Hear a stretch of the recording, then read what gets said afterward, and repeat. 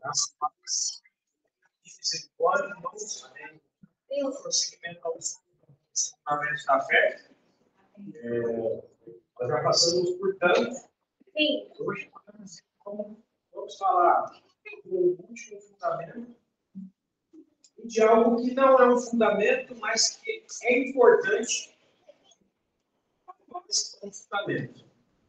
Porque sem esse um dos fundamentos pode ser desacreditado. Tá? Então, o tema de hoje é a ressurreição e o estado intermediário, ou o lugar dos mortos. Semana passada nós falamos sobre os eventos futuros, né? Tentamos ser o mais imparcial possível, né?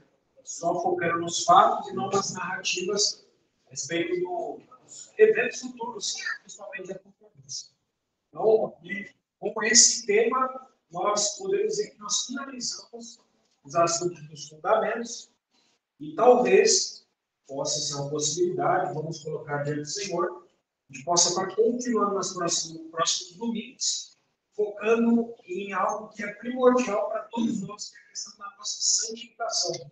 Daí, existem muitos aspectos práticos da santificação, que é nós nos parecermos com Jesus Cristo. Né? Então, primeiramente, o assunto da ressurreição. Ressurreição é fundamento da fé. Porque nós, como cristãos, nós cremos que um dia nós vamos ressuscitar. Então, tem alguns versículos aqui, e eu pedi para os irmãos lerem todos juntos, até o último de 1 Coríntios. Depois nós pausamos. Porque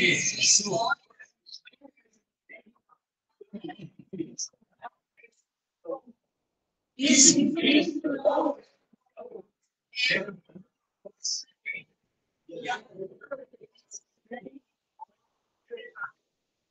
e aí,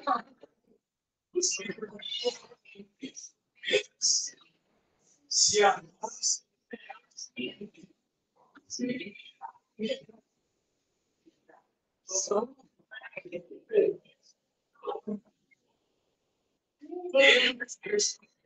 o Senhor e também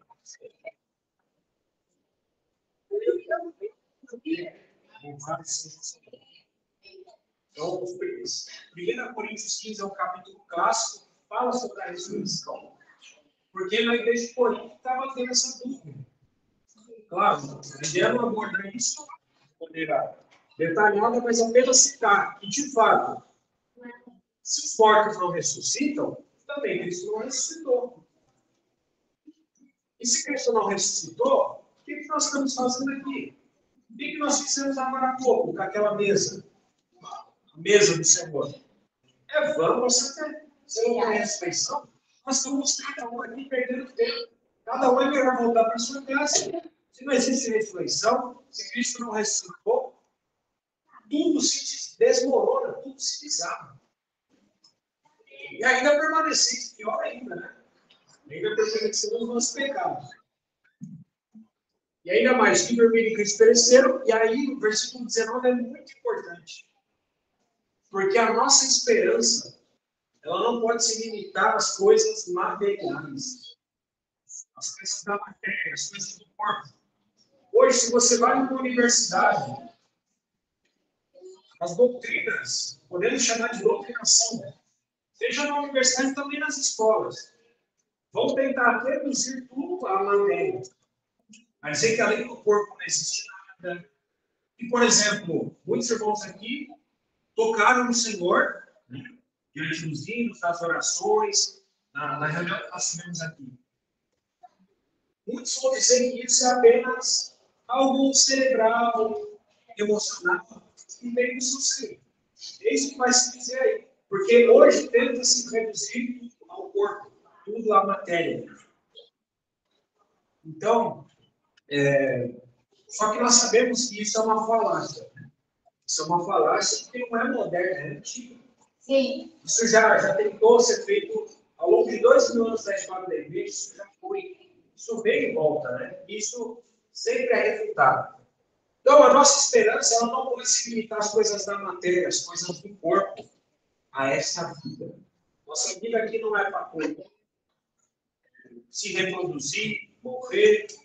Nossa vida que não é para ser pessoas bem-sucedidas financeiramente. Nossa vida não se limita a ter bens.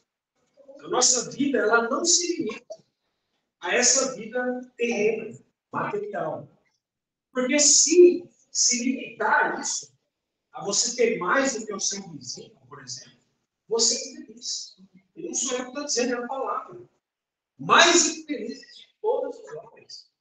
Nós não vivemos para ter um melhor trabalho do que o outro e ficar se gabando disso. Nós não vivemos para se limitar às coisas terrenas. Para ter no nosso passaporte milhares de viagens, poder mostrar para os outros, olha, eu fui para tal lugar. A nossa vida não se limita a isso. A nossa vida é muito mais do que isso. Muito mais do que as coisas da terra. Porque Deus ressuscitou o Senhor. A palavra diz, a palavra que criou todas as coisas, que criou esse universo, diz que Deus ressuscitou o Senhor. Nós cremos nisso. Deus ressuscitou o Senhor. Não ressuscitou o Senhor, mas Deus também nos ressuscitará a nós pelo seu poder. Então, todos nós um dia vamos ressuscitar.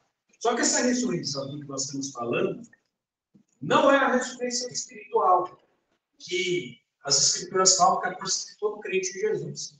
Conforme Efésios 2,6, Colossenses 2,12, fala, né, que juntamente com ele o Senhor nos ressuscitou, nos fez assentar nas regiões celestes. Isso é algo espiritual. Não é dessa ressurreição que nós estamos falando aqui. Essa ressurreição espiritual nós tomamos posse quando nós estamos diante de situação de morte na nossa vida. Nós podemos proclamar a nossa alma, proclamar ao diabo, proclamar aos seres celestiais: eu ressuscitei com Cristo. Eu não é para eu viver uma situação de morte, porque o Senhor me ressuscitou e me fez assentar nas regiões celestiais. Isso nós tomamos posse pela fé. Mas também nós tomamos posse pela fé de uma ressurreição literal dos nossos corpos. Sim. Nós cremos nisso, porque isso de fato aconteceu. Ressurreição dos nossos corpos, claro, caso venhamos a partir. Se o Senhor não vier antes e nos arrebatar, sermos arrebatados vivos, caso nós venhamos a partir e estar com Cristo, estar mortos no corpo, um dia nós vamos ressuscitar. Os corpos serão ressuscitados. Então, a palavra de Deus fala que haverá duas ressurreições. Duas. Então, quem é que não conhece uma icônica passagem? João 11 dá a morte de Lázaro. Lázaro, amigo do Senhor. Nessa passagem tem dois versículos interessantes aqui, do diálogo de Marta com o Senhor Jesus. Podemos ler os dois? Declarou Jesus. Eu sei.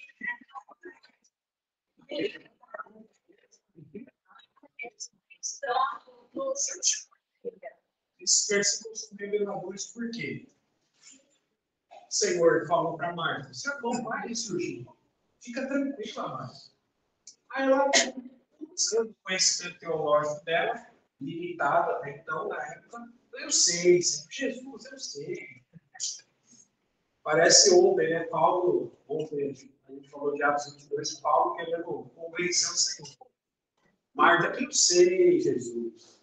Replicou Marta: ele há de ressurgir na ressurreição do último dia. Então, a ressurreição dos nossos corpos, ela tem data e horário, podemos dizer assim, né?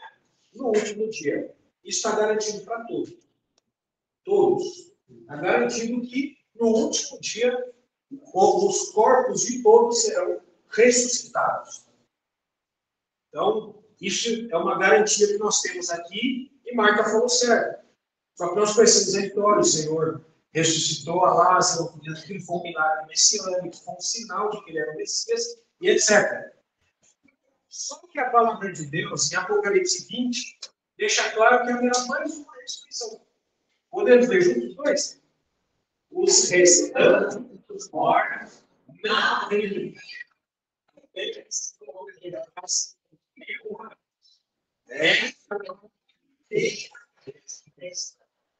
Bem-aventurado é aquele que tem parte. Aqui Apocalipse 20, ele está fazendo uma diferenciação da ressurreição que Marta falou. Marta falou que vai haver uma ressurreição no último dia, nós concordamos 100% com isso. Só que Apocalipse 20 está falando que antes dessa ressurreição no último dia, vai haver uma outra ressurreição. Só que o próprio texto, e aqui eu fiz questão de colocar em vermelho, diz que há uma qualificação para você participar dessa primeira ressurreição. Bem-aventurado e santo. Quem não se santificou vai participar dessa primeira ressurreição? Não vai participar. Então, isso é um incentivo para nós, para que nós nos santifiquemos. Busquemos a santificação, sem a qual ninguém verá o Senhor. Amém. Então, bem-aventurado, feliz, a palavra bem-aventurado significa feliz. Feliz e santo é aquele que tem parte na primeira ressurreição. E quando vai se dar essa primeira ressurreição? Versículo 5, ele diz para nós: os restantes dos mortos não viveram até que se completasse os 1000 anos. Essa é a primeira ressurreição. Ou seja, antes daquele período de milênio, do milênio que nós falamos na semana passada, vai haver essa primeira ressurreição. Aqueles que se santificaram vão ressuscitar antes do período do milênio, para reinar com Cristo durante esse período do milênio. Então, se nós nos santificarmos, nós podemos ter parte nessa primeira ressurreição. É um incentivo para nós. Mas caso não haja santidade, Deus não nos ache santos, nós temos a garantia que vamos ressurgir no outro dia também, para poder participar da Nova Jerusalém.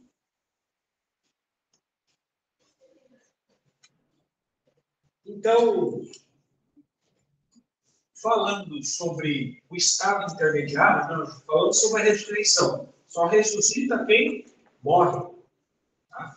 Então, o ser humano, como é que é constituído o ser humano? Todo mundo sabe já. O ser humano é tripartido. Tripartido significa 3 partes principais. Então, 1 Tessalonicenses 5, 23, só para colocar uma referência, mas há mais de 50 nas escrituras, mostrando as diferentes partes do homem.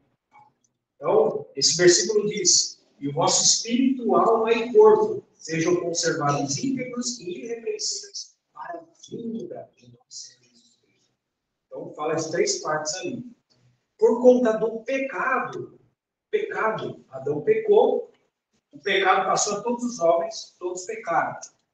Pecado, por conta do pecado, o nosso corpo foi revestido de corrupção e mortalidade, bem como o corpo de todas as criaturas. Está em 1 Coríntios 15, 53, Romanos 5, 12. Mas deixa muito claro que nossos corpos se tornaram corruptos e sujeitos à morte. Então não tem jeito. Por mais que o ser humano tente fazer invenções científicas, está sujeito à morte. Tá? O corpo humano está sujeito à corrupção. E Deus ainda diminuiu os dias do homem sobre a terra. Então, antes do dilúvio, até ontem nós comentamos isso na nossa mesa, né? Deus diminuiu os dias do homem. O homem, antes do dilúvio, vivia quase um milênio.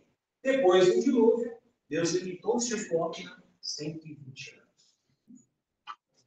Então, qual a importância de falar do estado intermediário, ou do lugar dos mortos? Isso aqui é fundamento? Falando mais uma vez, isso não. Ressurreição é fundamento. Mas caso nós não tenhamos ter uma compreensão adequada disso, o que acontece? Se o mundo intermediário for eliminado, existe um risco. E há muitos cristãos de muitas igrejas que, infelizmente, estão acreditando de maneira errada. Alguns nem acreditam mais na ressurreição. Corre-se o risco de a ressurreição se tornar desnecessária, a ponto de ser desacreditada, bem como todas as outras coisas imateriais, como nós falamos aqui. Existem crentes em Jesus Cristo, creem no Senhor, mas também creem na pseudociência moderna, que crê que tudo é material, que tudo é limitado à matéria. Tem crentes que acreditam que não vai haver ressurreição. Tem crentes que acreditam que quando o seu corpo morre, acabou tudo. Que estado deplorável, é terrível. Então, por conta disso, as Escrituras elas revelam para nós que existe algo intermediário. Não vai falar de uma maneira muito explícita. Por isso, esse material aqui, não vamos abordar tudo. São 8 partes. Mas se os irmãos quiserem estudar depois, é porque existem muitas dúvidas a respeito desse tema. Então, está compartilhado no grupo dos irmãos. Não vai dar para falar tudo por conta do tempo. Mas existem inúmeros textos das Escrituras que você consegue pensar uma coisa aqui, outra coisa ali, você junta o quebra-cabeça e você entende um pouco, né? Não dá para entender com total clareza, mas o mínimo necessário que você deixou para que nós entendêssemos para onde vai a alma dos que morrem. Então, mais uma vez, a importância de entender isso, por conta da questão da ressurreição, que sim é fundamental. Para que nós não sejamos cristãos que acreditam apenas em coisas materiais. Tudo se limita à matéria. Então, nós, como crentes em Jesus, também não cremos em reencarnação. Infelizmente, existem crentes que creem em reencarnação. Existe. Infelizmente, o cristianismo está tão deplorável que existem crentes em Jesus que também acreditam em reencarnação. Nós não cremos nisso. Nós não cremos nessa doutrina espírita, nós cremos em ressurreição. Mas só ressuscita, mais uma vez, ressuscita quem? Ele morre. Para onde vão os mortos? Ou o corpo? Onde fica o corpo? Na sepultura terrena. Isso significa que o corpo não desce ao Hades. Nós vamos falar sobre isso. O que é o Hades? É o lugar dos mortos.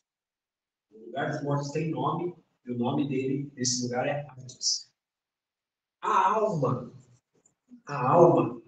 de cada pessoa, minha, sua, ela tem a aparência exata do seu corpo. Tem vários exemplos nas Escrituras disso, mas um exemplo muito simples, que fala sobre isso, quando a alma de Moisés, e também de Elias, né? Foi vista no Monte da Transfiguração. Ela tinha a forma perfeita do seu corpo. Está em Mateus 17, versículos 3 e 4. Pedro ali, né? Conhecemos esse episódio, né? Até cômico para muita gente. Pedro apareceu Moisés e Elias juntamente com Jesus, porque Jesus estava ali. E Pedro reconheceu que era Moisés e que era Elias que estava ali. E aí nós sabemos a história. Pedro queria fazer 3 tendas, igualando os 3, e a voz do céu falou: esse é meu filho amado. Aí eu vi. Então, Pedro reconheceu Moisés. Só que Moisés já estava morto. Então, a alma de Moisés tinha a forma perfeita do corpo de Moisés. Corpo este que estava enterrado já, muito tempo atrás. O relato do enterro do corpo de Moisés está em Deuteronômio 34, versículo 5 a 10. Ali fala que o próprio Senhor enterrou Moisés. E nós sabemos até da epístola de Judas que Satanás houve uma peleja com Arthur e Miguel por conta do corpo de Moisés. Muito possivelmente para tentar pegar o corpo de Moisés e fazer idolatria com a nação de Israel ali. E Miguel falou: o Senhor tinha que a Satanás, né?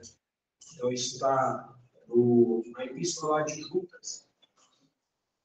Então o corpo de Moisés estava enterrado, mas a alma de Moisés apareceu para Pedro. Uma permissão que o Senhor deu para um momento especial. Então, já que o corpo de Moisés estava enterrado, para onde vai a alma? Não só de Moisés, mas como de todos. No Antigo Testamento, a palavra é equivalente a Hades. O Antigo Testamento foi escrito em hebraico, o Novo Testamento foi escrito em grego. No Antigo Testamento, a palavra que é equivalente a Hades é Sheol. A palavra Sheol significa um lugar coberto. Mas coberto para quem? Coberto para nós, vivos, no corpo, na carne. Nós não conseguimos ver nada que está lá. Mas existe versículo, por exemplo, em Salmos, que fala que o abismo e o além são cobertos ao Senhor, quanto muito mais o coração dos homens. Então não existe nada coberto para Deus, mas para nós é coberto. Nós não conseguimos dialogar com alguém que está lá embaixo. Nós não conseguimos exercer uma comunicação, porque está coberto, está velado para nós. Existe uma barreira intransponível espiritual que barra esse contato dos vivos com os mortos. Essa palavra no Antigo Testamento ela aparece 65 vezes. É muita evidência. Só que nas nossas traduções, o tradutor geralmente, muitas vezes, se torna traidor, né? É uma palavra até parecida. Tradutor, traidor. Nas nossas traduções, geralmente aparecem como sepultura, abismo, inferno, além, cova, morte, etc. Não dando o sentido exato da palavra. Essa palavra ela sempre tem a intenção de se referir ao mesmo lugar, que é o lugar dos mortos. Só que, mais especificamente, essa palavra se refere à morada da alma, e não ao lugar do repouso do corpo. O repouso do corpo, existe um outro termo em hebraico para ele, diferente de Sheol. E aí sim, nesse caso, é traduzido como sepultura. Corretamente aparece em diversas traduções. Temos sepultura para se referir ao lugar de repouso do corpo. Mas muitas vezes você lê e fica estranho, porque não está bem traduzido. Então, no Novo Testamento, a palavra equivalente a Sheol é Hades. Então, essa palavra no Novo Testamento aparece 10 vezes, só que nas nossas traduções do Novo Testamento, às vezes está desejado. Aparece como sepultura, cova, tártaro, etc. Então, tem alguns casos aqui. O primeiro caso é a primeira menção na Bíblia da palavra Sheol, no Antigo Testamento. É o caso de Jacó e José. Vamos ler esses versículos, uma história conhecida de todos. Então,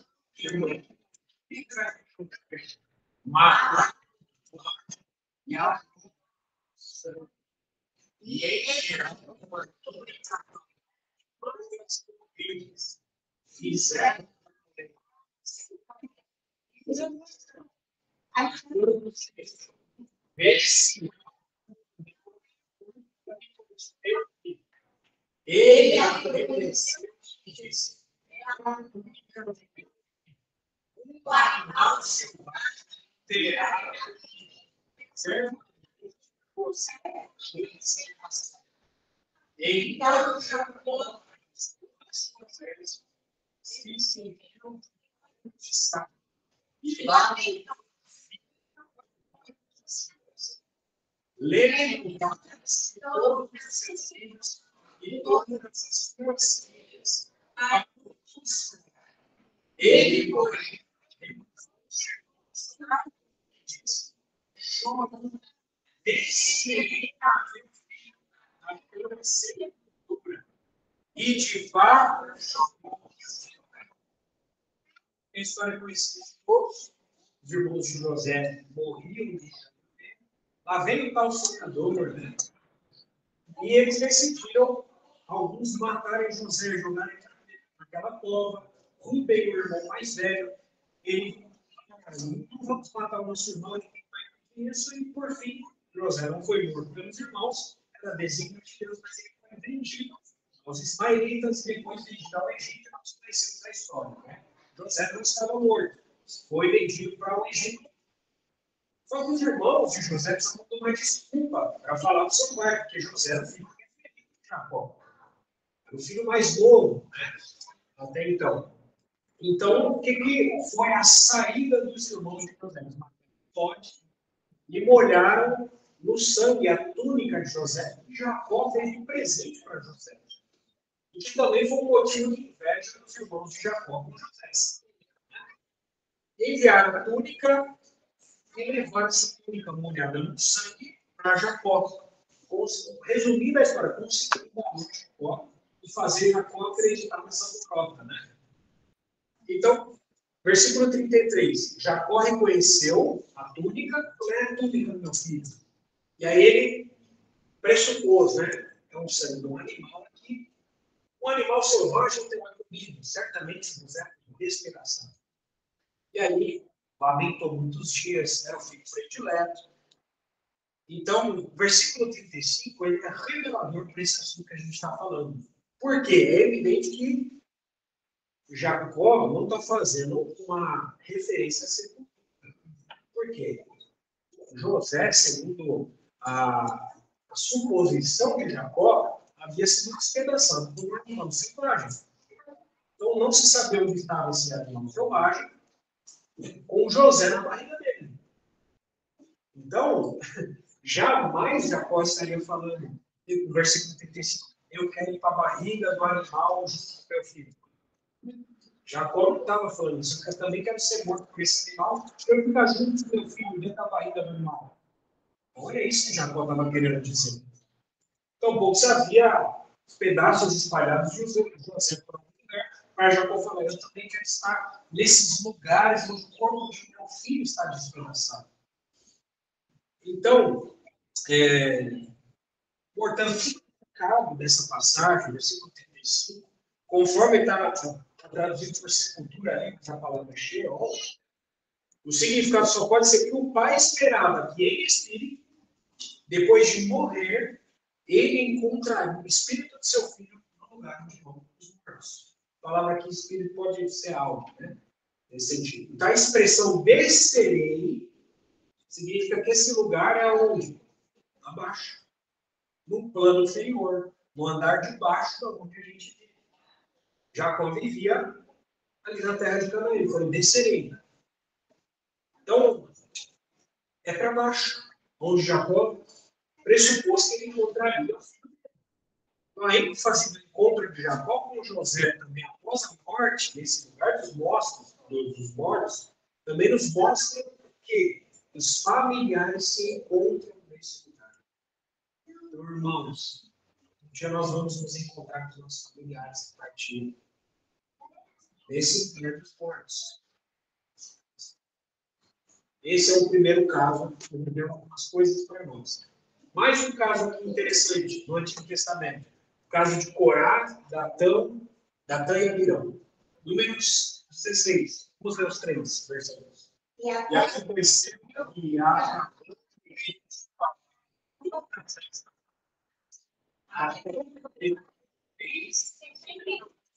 abriu as portas e os tratou, como também todos os homens que pertenciam a Corá e todos os seus bens. Eles que pertenciam desceram ao abismo, a terra dos homens, e pereceram no meio da terra. Esse caso aqui é um outro caso icônico na história de Israel, uma tragédia que aconteceu ali, porque eles falaram que só. Não, Deus não fala sobre Moisés, Deus também fala por nós. E aí Moisés falou: olha, se eles morrerem de uma maneira natural, Deus não fala apenas por mim, mas se eles morrerem de uma maneira sobrenatural, vocês saibam, Israel, que Deus fala apenas por mim. Moisés falando no Antigo Testamento. Tá?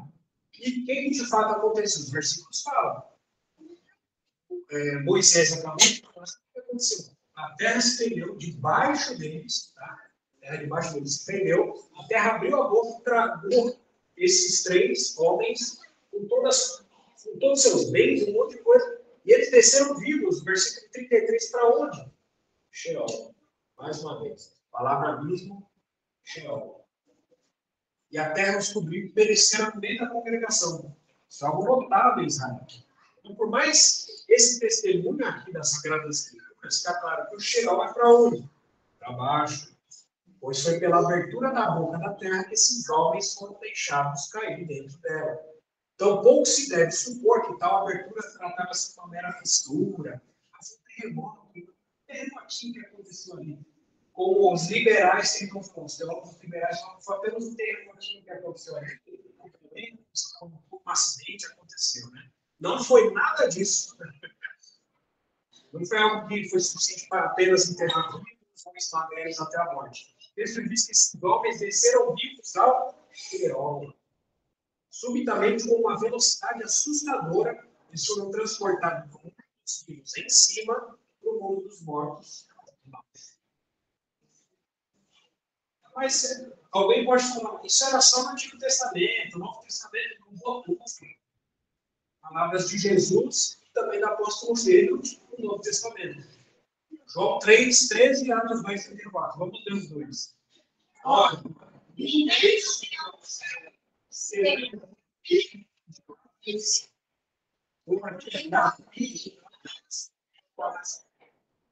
Aqui, por mais essas evidências do Novo Testamento, fica evidente que o lugar dos mortos, mesmo aqueles que são de Cristo, não é nos céus acima, mas no Hades abaixo.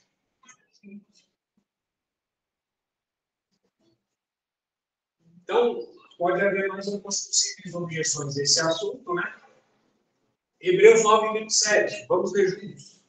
Aos homens que estão condenados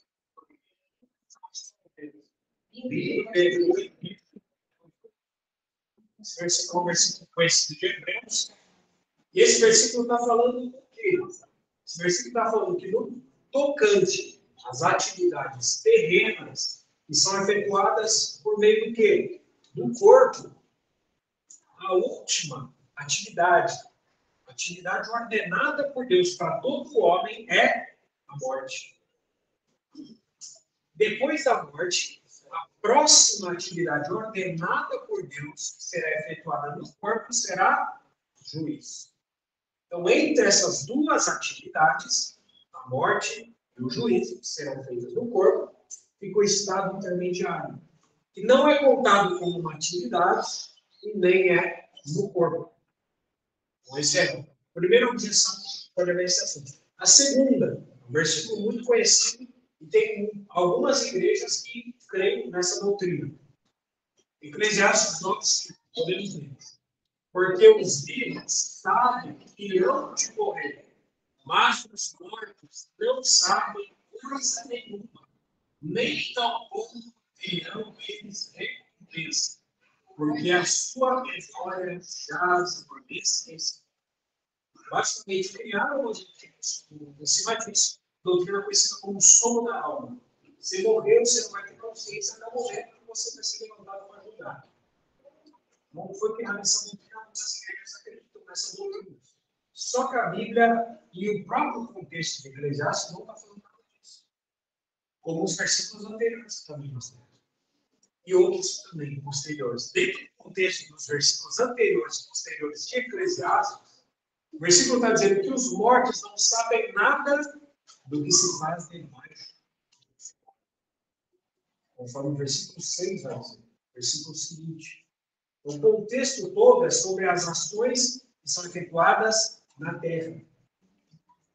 Por que os mortos não sabem nada do que se passa debaixo do céu? Porque eles estão em outra esfera de existência. É algo evidente.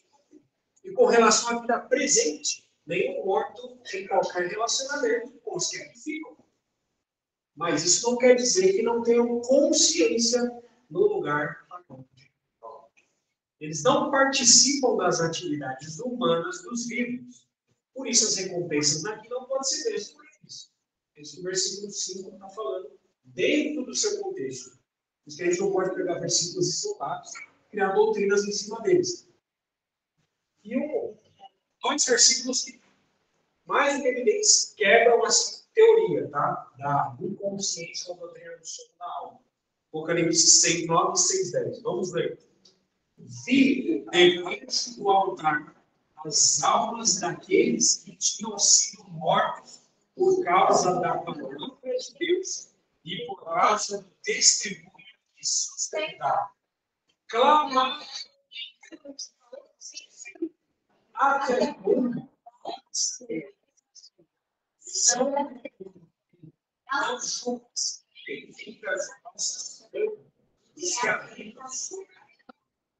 esses dois versículos são evidentes.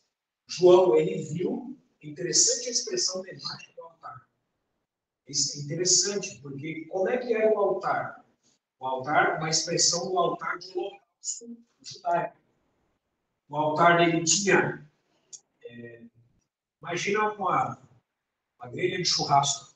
Uma grelha de churrasco, o sacrifício era colocado por cima dessa grelha, e debaixo ficava o lugar onde ficava o fogo aquecendo, e mais abaixo ainda os escorredores que escorriam os restos, né, daquele altar, o sangue, etc.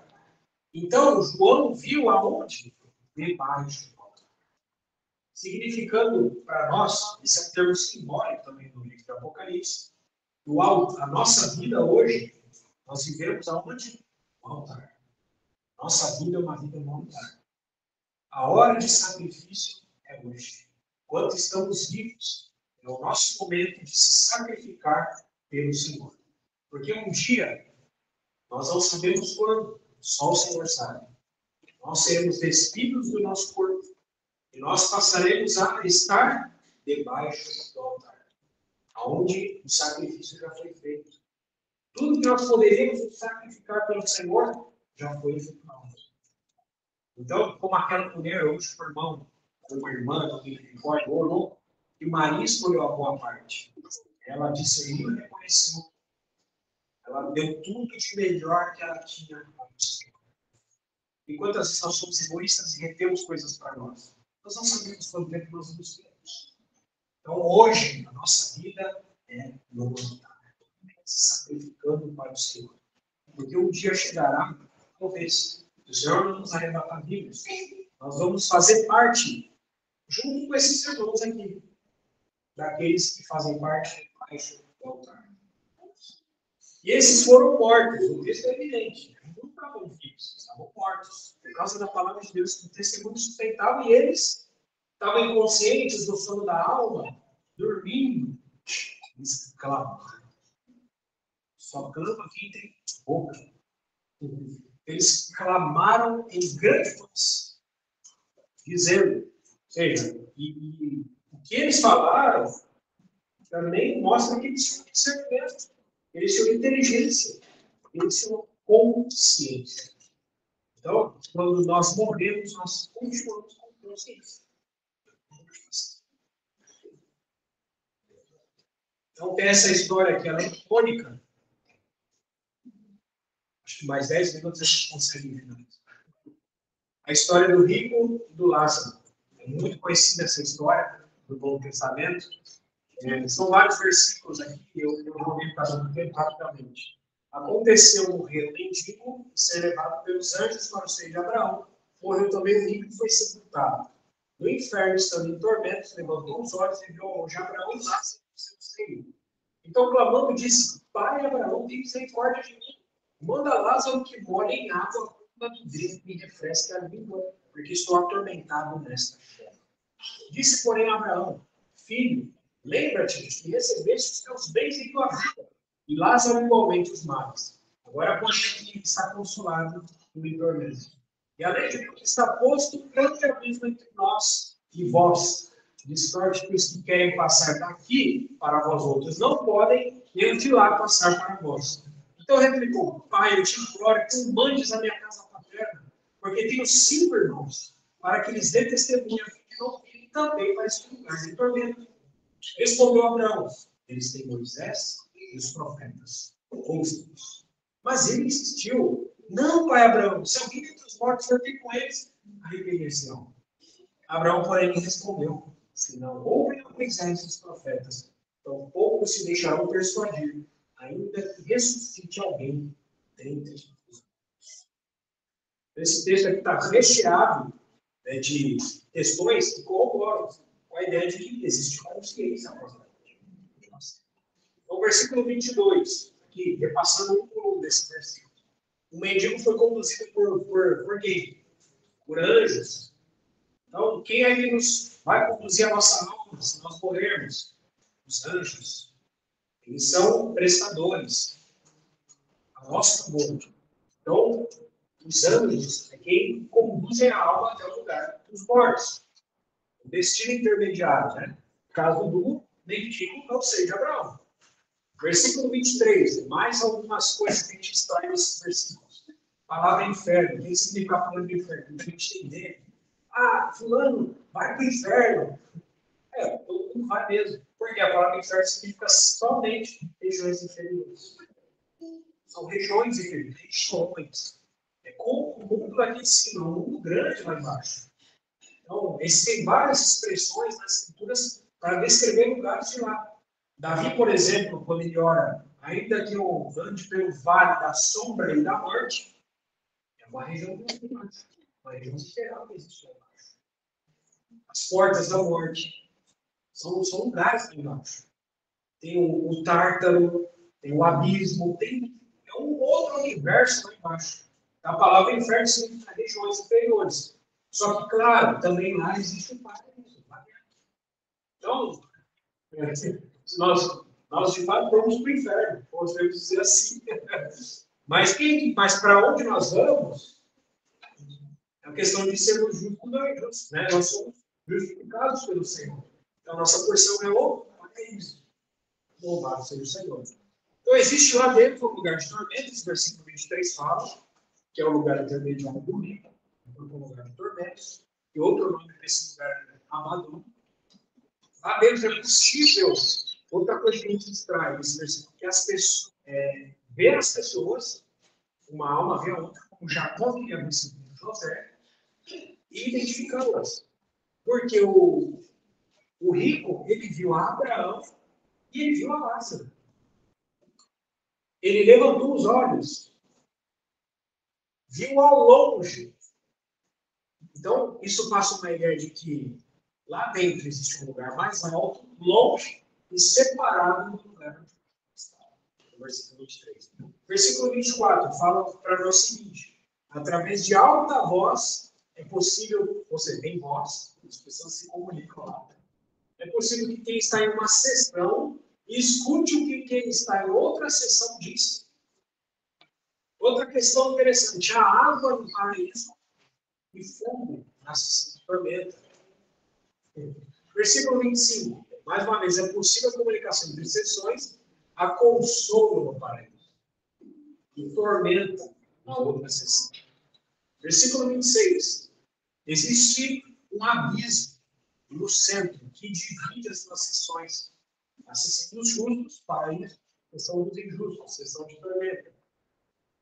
E esse abismo justamente impossibilita a passagem de um lado para o outro e vice-versa. Versículo 27. Preocupação com os ricos da casa paterna, ignorantes a respeito daquele lugar de tormento, né? E o pedido inusitado foi feito para Abraão. Versículo 28. Existem detalhes ali que o rico fala sobre a sua família, né? Ele tem 5 irmãos. Só agora deve se preocupar com 5 irmãos, né? Teve tempo para pregar o evangelho para eles, só falar de Deus para eles. Não, só quando ele está morto que ele vai se preocupar com 5 irmãos. Então, o rico desejou que os familiares dele não fossem para aquela sessão de tormenta, porque era terrível o que ele estava sofrendo. E a ideia de que se um dos mortos testemunhar, a família seria salva daquele lugar. A ideia do rico era essa. Tentou persuadir Abraão ali. Versículo 29. Pedido foi negado. Abraão negou. Não, esquece essa história. E é explicitado um lugar de onde deve vir o testemunho para os ricos. Qual é o único lugar de testemunho para os ricos? Palavra de Deus. Eles têm Moisés e os profetas. Ouçam-nos. Versículo 30. O rico ele insistiu a Abraão com aquele pedido e ele evidenciou que havia delitos na família do rico. Necessidade de arrependimento. Se um dos mortos não tem com eles, eles vão se arrepender. Se arrepender do quê? Possivelmente também não ajudar os pobres, igual ele que não ajudou. Versículo 31, por fim, a importância de dar ouvidos àquilo que provém da palavra de Deus.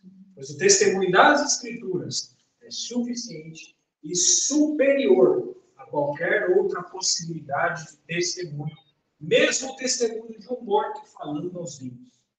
Então, um coração que não dá ouvidos ao que a palavra diz, não será persuadido. Então, queria terminar aqui, não de maneira trágica, mas, mais uma vez, fazendo um apelo para que nós preguemos o Evangelho. O Senhor confiou as boas novas. No Novo Testamento, as boas novas foram dadas para a igreja.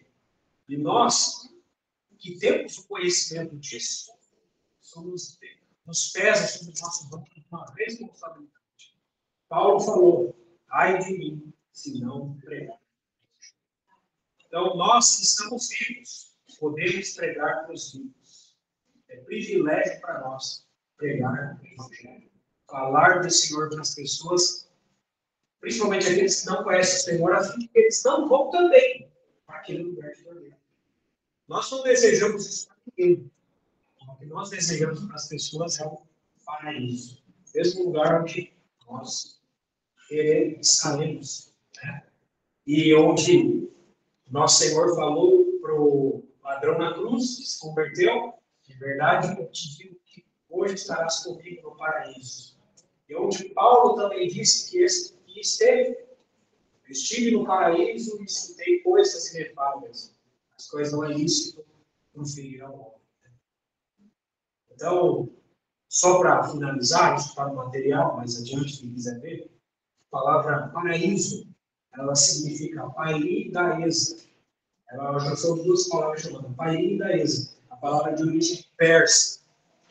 Os antigos reis persas, eles viviam no palácio, mas eles também tinham jardins, artificialmente comuns, jardins extremamente luxuosos, cheios de plantas, árvores comestíveis, um verdadeiro lugar de prazer, de recreação, onde eles praticavam caça, esportes, e onde muitas vezes eles apareciam ao povo.